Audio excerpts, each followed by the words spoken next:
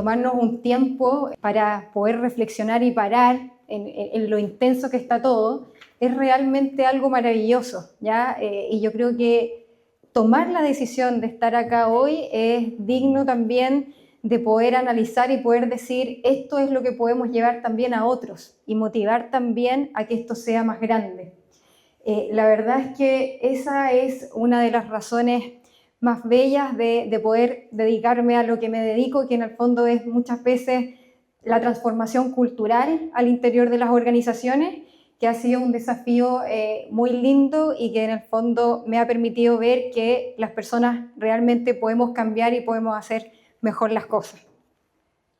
La verdad es que me gustaría partir con esta premisa que yo creo que ya la hemos visto, Mónica lo mencionaba en su frase al inicio, ¿cierto?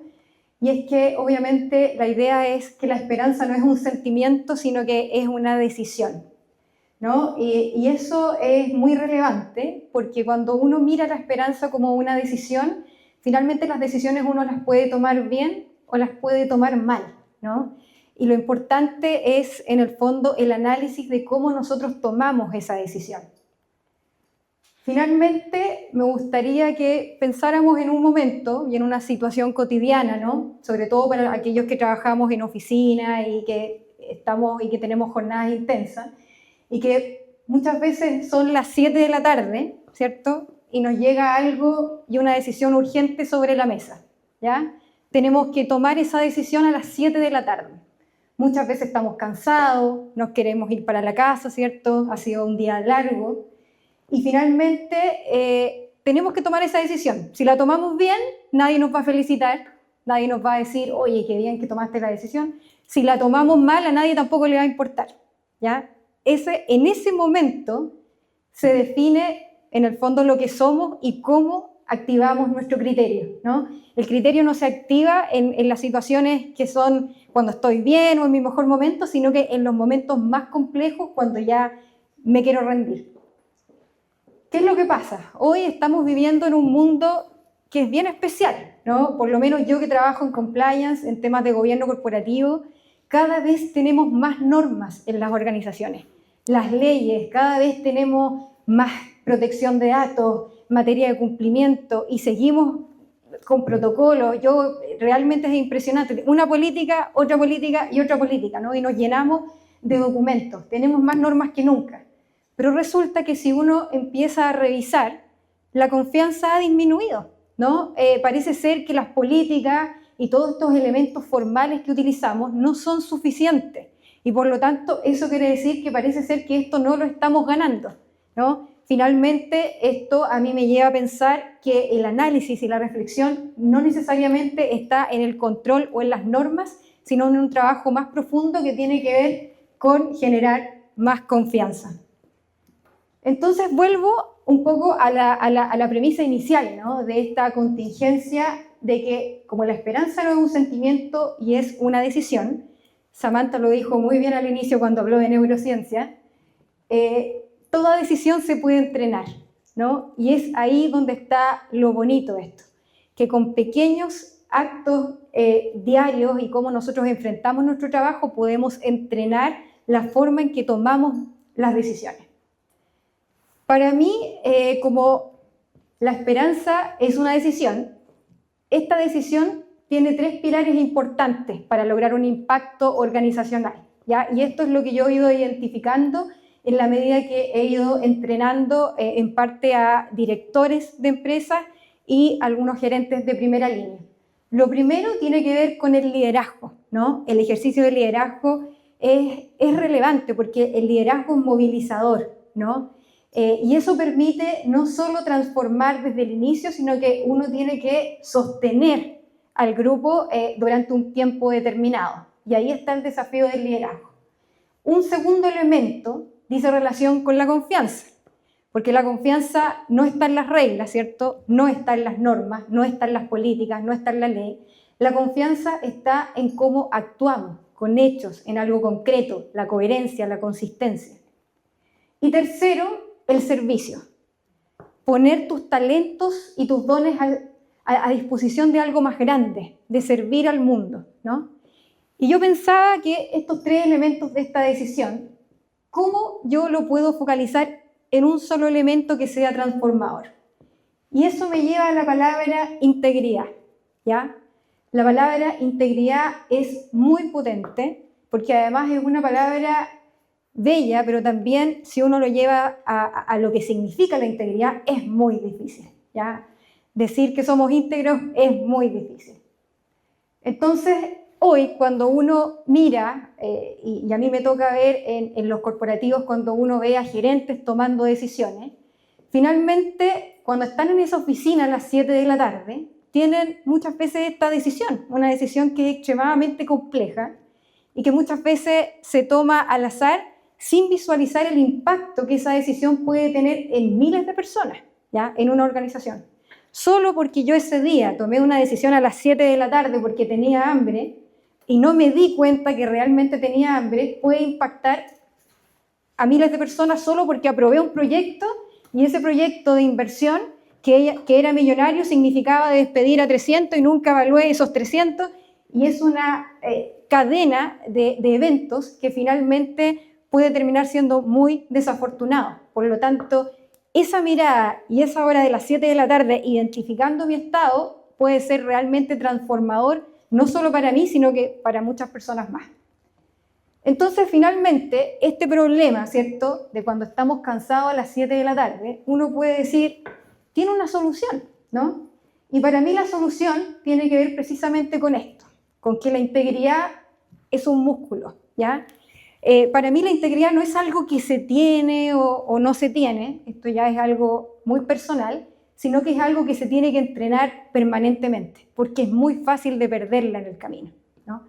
Y en el fondo yo creo que cuando uno logra entrenar y tener esta capacidad, ¿cierto?, de ser reflexivo y trabajar esta integridad, a mí me parece que es una fuente súper confiable para la esperanza.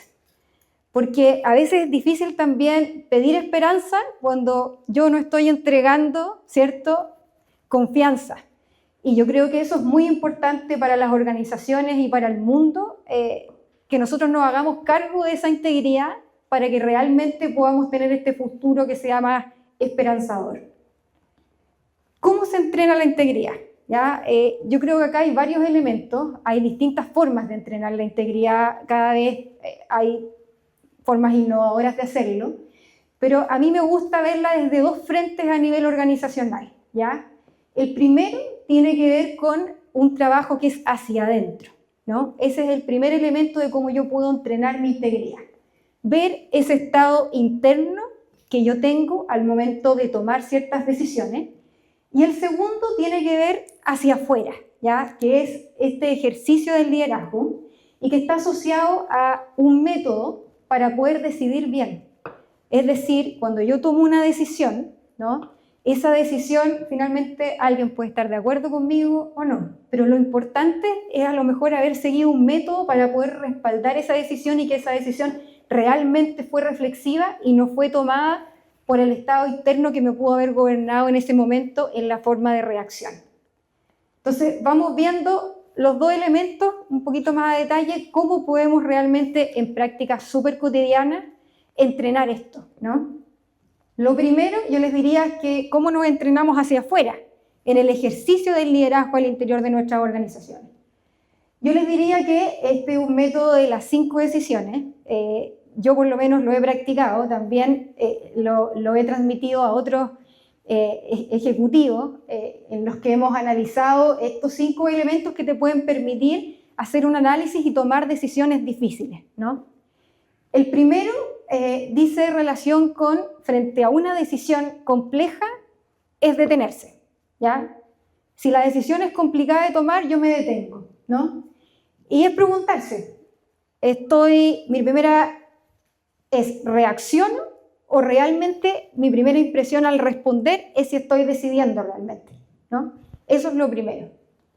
Lo segundo, frente a esta decisión, es observarla, ¿no? Es decir, ¿qué está operando en mí que me llevó inmediatamente a tomar una decisión que fue natural? Es decir, estoy cansada, tengo hambre, quiero caer bien. Muchas veces tomamos decisiones porque a veces también necesitamos la validación del entorno, ¿cierto? Estoy súper apurado, tuve un mal día, ya pude haber tenido una discusión en mi casa, que eso terminó afectando mi toma de decisión. Lo tercero, ampliar. Si la decisión es compleja, siempre tenemos que mirar qué impacto o perspectiva no estoy viendo de esa decisión, ¿ya? Muchas veces las decisiones que tomamos, nosotros creemos tenerlo primero y efectivamente nuestro cerebro nos engaña muchísimo, ¿no? Entonces siempre es bueno cuestionarnos a nosotros mismos, cuestionarnos, ¿no? Frente a la situación que estamos viendo y tener la capacidad de ver otras perspectivas de eso. Lo cuarto es tomar la decisión, ¿ya? Y para tomar la decisión uno pudiese decir, bueno, ¿puedo sostener esta decisión con total transparencia? O sea, ¿duermo tranquilo con la decisión que estoy tomando? Perfecto, decido.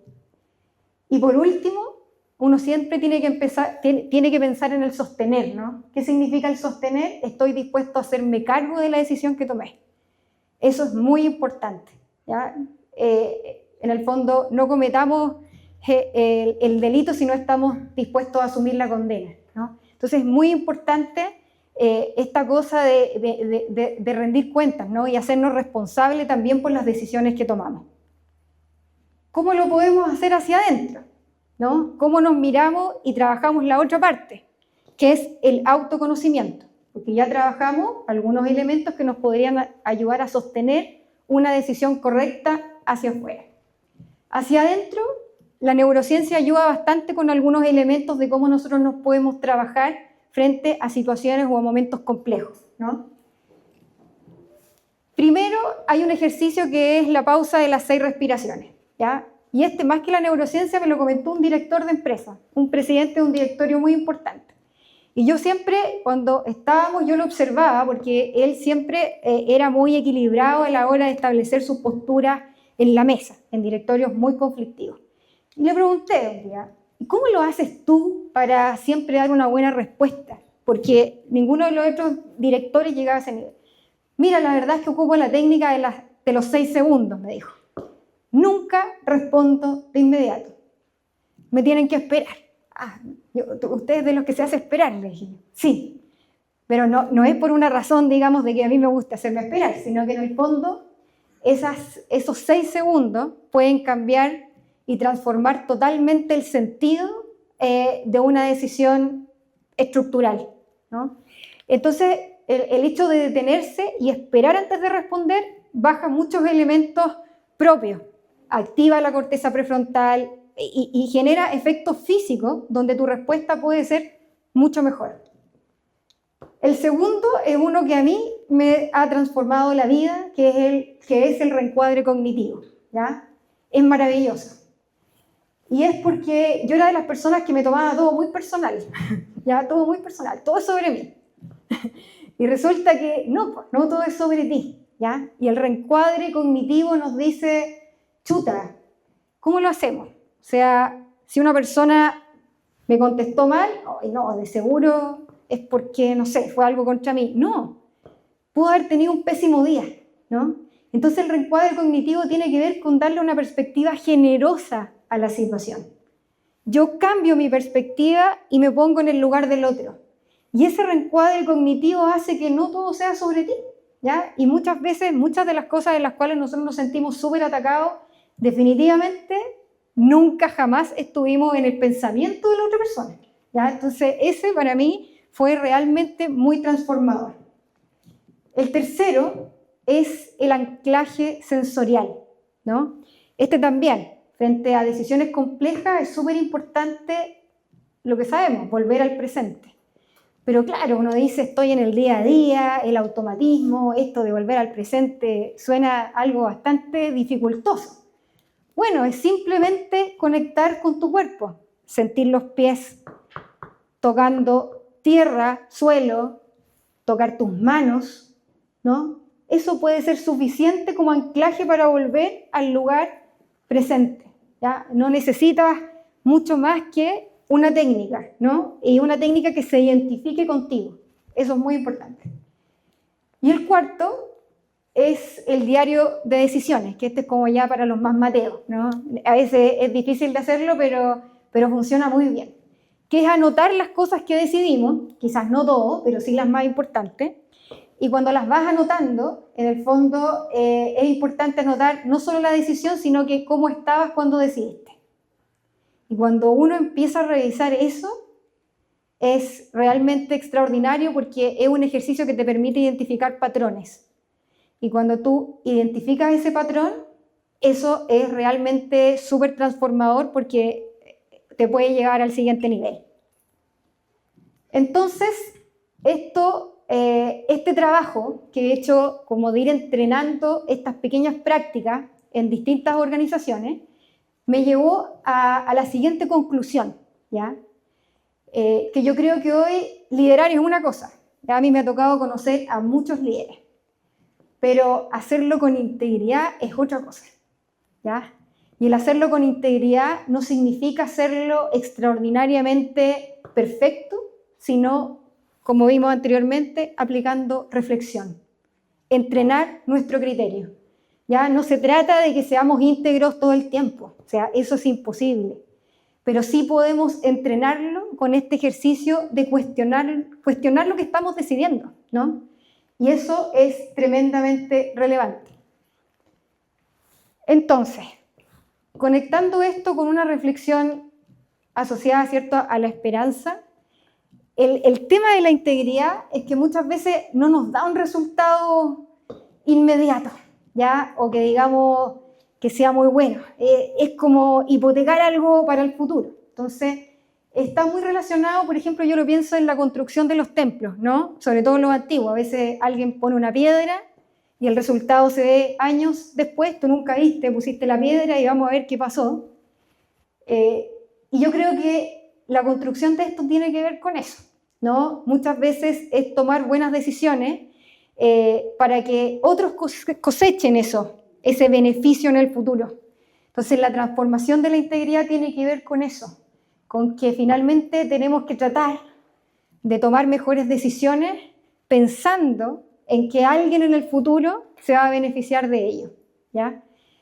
A mí a veces me preguntan si esto ha sido difícil. Ha sido muy difícil. Al principio cuando yo dije, no, yo voy a ir a hablar de integridad a los directorios, bueno, oye, olvídate, ellos tienen otras preocupaciones, nadie te va a escuchar. Pero finalmente cuando uno va y a uno que le haga sentido, finalmente eso puede ser una transformación en esa organización, ¿no? Entonces, lo importante es que cada decisión cuenta. Y eso es lo relevante, ¿no? No solo las grandes, sino que también las pequeñas. Yo creo que este es un poco el futuro de cómo podemos enfrentar y hacernos cargo nosotros de la esperanza. Para mí, la esperanza es poner una piedra, pero no la vamos a ver terminada, ¿ya? Es apostar. Y esa yo creo que es la invitación que uno hace cuando uno entrena en materia de integridad. Hoy a lo mejor van a decir, ¡ay, pero que lata los métodos! Porque son muchas preguntas, a lo mejor muchos de ustedes ya a lo mejor tenían esta información, ¿no?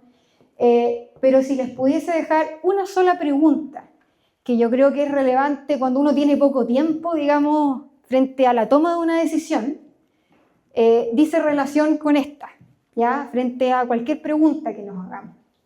¿Esta decisión resiste la mirada de quien más confía en mí? En mi caso, es el de arriba, es Dios. Entonces es un estándar muy alto. A veces digo, debería haber elegido uno un poquito más bajo, pero tiene que ver con eso. Cuando tenemos una persona que confía en nosotros, es bueno cuando vamos a tomar una decisión, ¿cómo la vería el otro, ¿no? Porque eso también inmediatamente nos hace reconfigurarnos y mirar las cosas desde una perspectiva totalmente diferente. Así que, bueno, esa es la invitación. La invitación es a que sigamos trabajando la integridad, que sigamos avanzando en herramientas para que podamos entrenarla ya día a día, que no veamos esto como un inalcanzable, sino que es totalmente posible. Insisto, nos equivocamos. No es llegar necesariamente a que juzgar de que la decisión es correcta o incorrecta, para nada. En el fondo es tener un método para tomar esa buena decisión. Y en el fondo con eso podemos apostar a que la esperanza la podemos decidir. Así que ese era mi mensaje que ya había aparecido al inicio, que resume un poco lo que yo pienso respecto a la esperanza y la integridad. Y era algo pequeño, era bien difícil venir a exponer acá, porque es mucho más fácil hablar de la integridad de ejecutivos que están todo el día metidos en números, entonces ven esto como algo novedoso. Pero cuando Mónica me habló de este encuentro y de los pares que tengo acá, venir a hablarle a ustedes de esperanza e integridad cuando ustedes se tomaron jornadas para estar discutiendo esto, era muy difícil. Así que es algo sencillo, pero que espero que sea un aporte para ustedes. Así que muchas gracias.